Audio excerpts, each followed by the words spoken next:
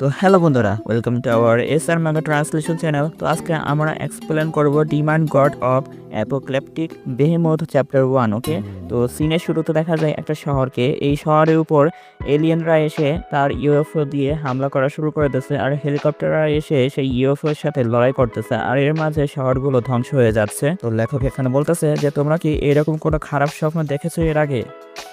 এই মনস্টারটা অনেকটা ড্রাগনের মতো। এই ড্রাগনটা এখানে এসে শহরগুলোকে ধ্বংস করতেছে, এমনকি সূর্যের আলো পর্যন্ত এই শহরগুলোতে আসতে দিচ্ছে না, এত বড় একটা মনস্টার। তো এই সব কিছু হয়েছে এই ছেলেটার কারণে। এই ছেলেটা এই মনস্টারগুলোকে কন্ট্রোল করতে পারে। তো মেন ক্যারেক্টার এখানে বলতেছে এই মনস্টার আর আমি দুইজনই একই। তো এই বীজটার ভিতরে আমি যেতে পারি, মানে এই বীজটাকে আমি নিজে দাঁড়িয়ে কন্ট্রোল করতে পারি। তো মানুষ আর উড়ন্ত ড্রাগনের সাথে লড়াই হচ্ছে। এখানে ড্রাগনগুলো আগুন ব্যবহার করতেছে। এমন কোনো জায়গা নেই যে এই জায়গাতে ধ্বংস হচ্ছে না, প্রত্যেকটা জায়গাতেই এখানে ধ্বংস হয়ে শহরগুলোতে আগুন ধরে যাচ্ছে। তো সাধারণ জনগণরা অনেক ভয় পেয়ে আছে যে এখন কি হবে আমাদের সাথে। আর বিল্ডিং এর উপরে আমাদের মেন ক্যারেক্টার দাঁড়ায় দাঁড়ায় এসব দেখতেছে।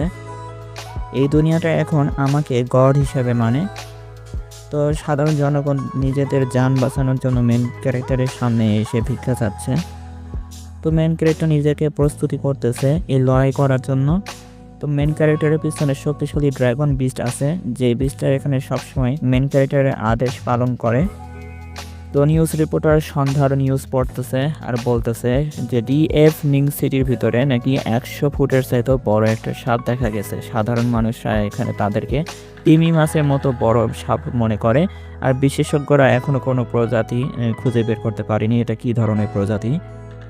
তো এই জায়গায় আমাদের মেন ক্যারেক্টারকে দেখানো হয় অজ্ঞান হয়ে পড়ে আছে, আর তার সামনে টিভি চলতেছে। তো মেন ক্যারেক্টার এখানে অজ্ঞান হয়ে মনে মনে ভাবতেছে যে এই শরীরটা তো মনে হচ্ছে না যেটা আমার শরীর। তো টিকটিকির মতো দেখতে একটা প্রাণীকে দেখানো হয়, এই প্রাণীটা এইসব ভাবতেছে। তো এই মেন ক্যারেক্টারের শরীরটা এখানে আয়নায় দেখতেছে আর বলতেছে কি হয়েছিল একটু আগে। তো টিকটিকির মতো দেখতে সেই প্রাণীটা এখানে চারদিকে তাকাচ্ছে আর বলতেছে যে কি হয়েছে আমার সাথে। তো মেন ক্যারেক্টার এখানে এই টিকটিকিতে পরিণত হয়ে গেছে আর মনে মনে ভাবতেছে আমি কি কোনো সামুদ্রিক ইগুয়ানাতে পরিণত হয়ে গেছি। তো আমার নাম হচ্ছে চ্যানচু এবং আমি ইউনিভার্সিটির ভিতরে একজন প্রফেসর হিসেবে কাজ করি। আমি স্কুলের ডরমিটরিতে থাকতে চাই না বলে আমি বাইরে যেয়ে ভাড়া নিয়েছি। তো কিছুদিন আগে এই সামুদ্রিক পোষা প্রাণীটাকে পেয়েছিলাম। তো চ্যানচু বলতেছে আমি সেই প্রাণীটাকে দেখে অনেক খুশি হয়ে যাই আর তাকে ধরতে গেছিলাম। তো আমি আসলে ছোটোখাটো প্রাণীগুলো দেখলে অনেক খুশি হই। তো এরপর দেখা যায় চ্যানচুর উপর সেই ইগুয়ানা এসে আক্রমণ করছে, আর চ্যানচু বলতেছে যে এই সামুদ্রিক ইগুয়ানা তো অনেক শান্তশিষ্ট হয়, সহজে আক্রমণ করে না। কিন্তু হঠাৎ কি হলো, যেই প্রাণীগুলোর মেজাজ শান্ত স্বভাবের আমি সেই প্রাণীগুলোই বেশি পছন্দ করি, আর তাদের রঙও আমার কাছে ভালো লাগে। তো চ্যানচুকে কামড় দেওয়ার জন্য ইগুয়ানা সামনের দিকে লাফ দিয়েছে, আর সেই ইগুয়ানা থেকে বাঁচার জন্য চ্যানচু মোবাইল বের করছে। মোবাইল বের করে অনেক জোরে একটা বাড়ি মারছে ইগুয়ানার মাথায়, আর সেই বাড়ি মারার পরে রিফ্লেক্ট হয়ে তার মোবাইলটা এখানে তার মাথায় এসে বাড়ি লাগে আবার। তো এখানে মেন ক্যারেক্টার চ্যানচুকে দেখানো হয় চ্যানচু তার জ্ঞান ফিরে গেছে। জ্ঞান ফিরার পর এখানে সামনে ইগুয়ানাকে দেখতে পাই। ইগুয়ানা এখানে চুপচাপ দেখতেছে চ্যানচুকে, আর ইগুয়ানা এখানে তার হাতটা উপরে উঠাইছে যেন মনে হচ্ছে কেউ কন্ট্রোল করতেছে। তো চ্যানচু যেরকম হাত উঁচা করছে ঠিক সেই রকমই টিকটিকিটার হাত উঁচা করছে। তো এটা দেখে বলতেছে কি আমি তার হাত কন্ট্রোল করতে পারি ঠিক আমার হাতের মতো। তো চ্যানচু বলতেছে এই পাওয়ারটাকে কি গোল্ড ফিঙ্গার বলা হয়। তারপর বলতেছে ফাইনালি আমি এই পাওয়ার দিয়ে আমি হিরো জার্নি শুরু করতে পারবো। তারপর এই বডি দেখে বলতেছে আমি এটার সাথে কি করব, আমি কি লাইভ স্ট্রিমিং শুরু করব যে আমার টিকটিকি কত স্মার্ট। তো চ্যানচু বলতেছে মনে হয় না আমি এই গল্পের মেন ক্যারেক্টার।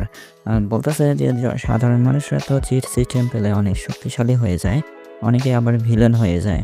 তো এমনকি একটা গাছকেও যদি পাওয়ার দেওয়া যায় তবে সেই গাছটা ইউনিভার্সের একটা গড হয়ে যাবে।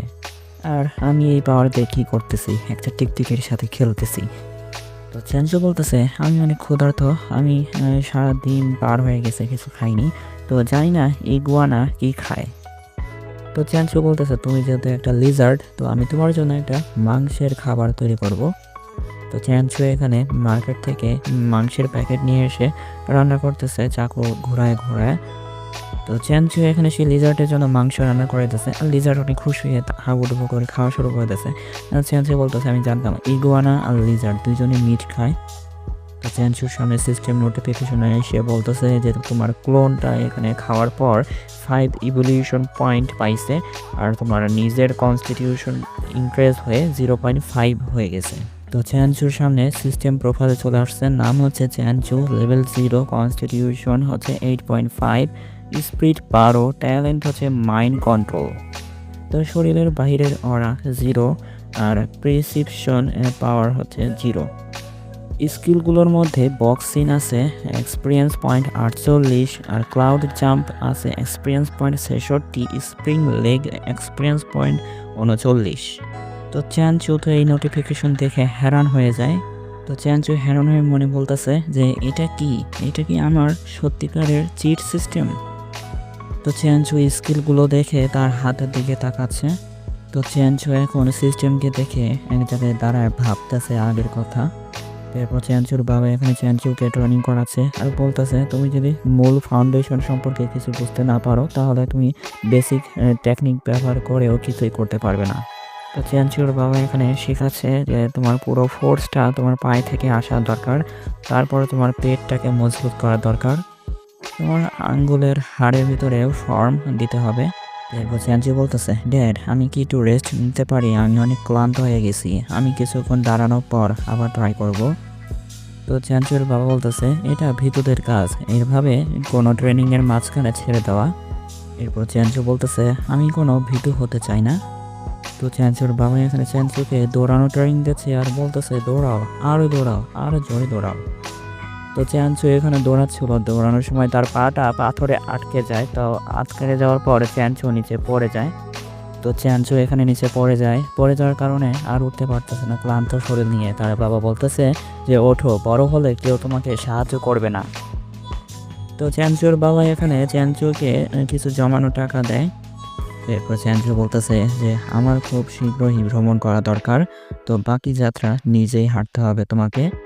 তো চ্যানচুর বাবা বলতেছে মনে রাখবে তোমার মার্শাল আর্ট অনুশীলনকে অবহেলা করবে না, তুমি যখন যথেষ্ট শক্তিশালী হবে তুমি বিশ্বের অন্য দিকটা দেখতে পাবে। তো যদিও আমি ততক্ষণ বেঁচে নাও থাকতে পারি। তো এইটা বলে চ্যানচুর বাবা চ্যানচুকে ছেড়ে চলে যাচ্ছে এখান থেকে। তো চলে যাওয়ার আগে একটু পিছনে ফিরে তাকায়। তো চ্যানচু কান্না করে বলতেছে বাবা আমি কবে তোমার সাথে আবার দেখা করতে পারবো। চ্যানচুর বাবা বলতেছে তুমি যখন গ্র্যান্ড মাস্টার হয়ে যাবে তখন আমি তোমার সাথে দেখা করতে আসব। তো চ্যানচু বলতেছে এইসব কিছুই 10 বছরের বেশি হয়ে গেছে। তো ইগুয়ানা সেই প্লেটটাকে একদম চকচকে করে ফেলছে খেয়ে। তো চ্যানচু বলতেছে এই ছোট প্রাণীটা এত তাড়াতাড়ি সব কিছু খেয়ে ফেললো। তো চ্যানচু হ্যারান হয়ে সেই ইগুয়ানাটাকে দেখতেছে। তো ইগুয়ানার শরীর দিয়ে অনেক ঠান্ডার ইলেকট্রিসিটি বেরাচ্ছে।